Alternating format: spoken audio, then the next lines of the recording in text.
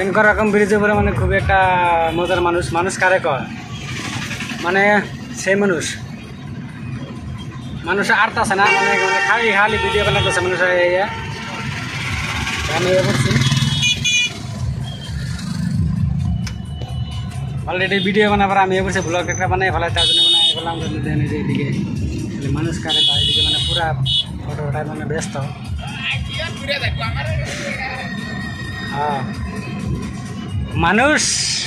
ঈদ গেছে আর খালি ভিডিও বানানো ব্যস্ত মানুষ কারে কর রকম বেরিয়েছে হ্যাঁ যে মানুষ ভাই মানে খুবই একটা ডেঞ্জারাস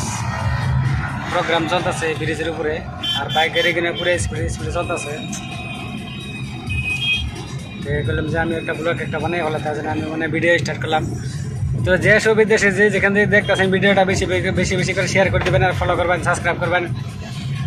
করে সেটা ভুলবেন না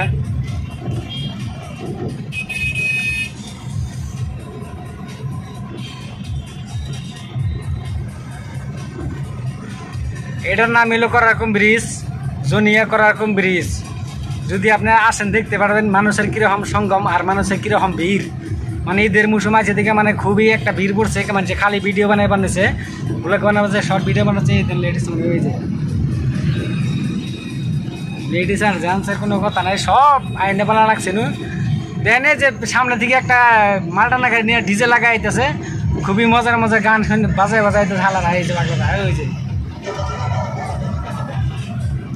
দুটা গাড়ি নিয়ে ডিজে নিয়ে ঝরা ডিজে বাজাবানি ঝরা